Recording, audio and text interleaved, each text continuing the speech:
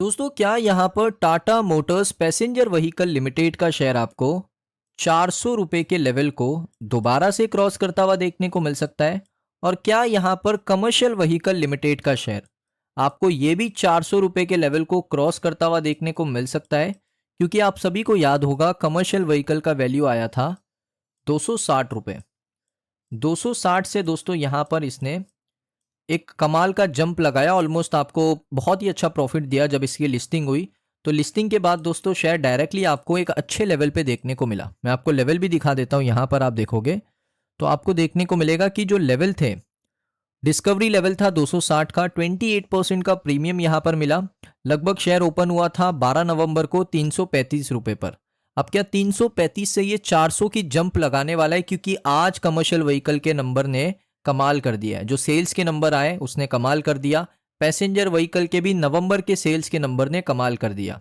तो यहाँ पर दोस्तों मैं आपको सबसे पहले पैसेंजर व्हीकल लिमिटेड के नंबर्स बताता हूँ।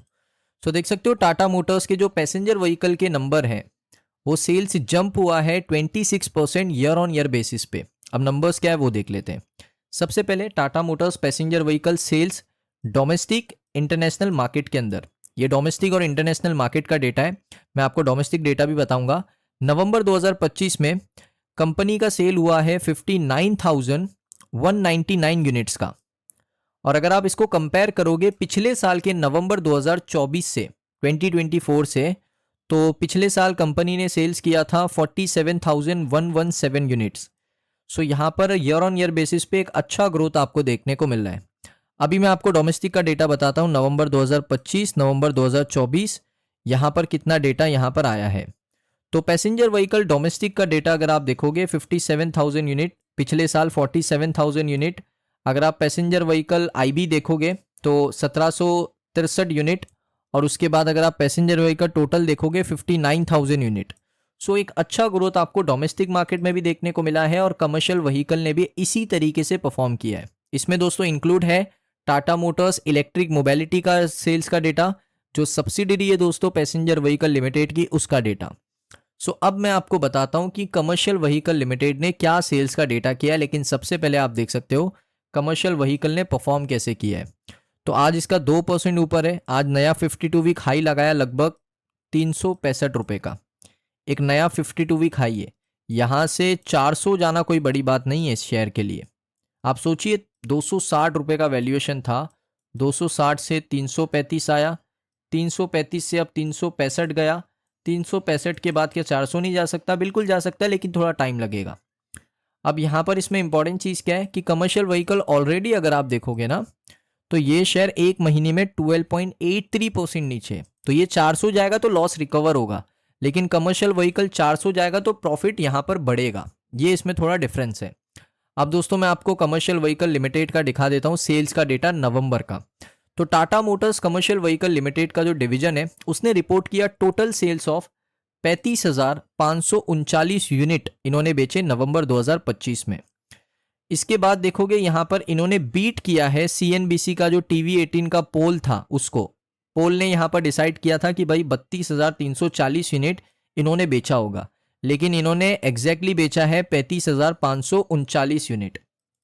अब उसके बाद एक और चीज़ देखिए, फिगर यहाँ पर 29% का ईयर ऑन ईयर बेसिस का ग्रोथ है, क्योंकि पिछले साल सेम महीने में, सेम नवंबर में, नवंबर 2024 में कंपनी ने रिपोर्ट किया था 27,636 यूनिट इन्होंने बेचे थे, और अभी इन्होंने कितना यूनिट बेचा? लगभग 35,539 यूनिट बेचा।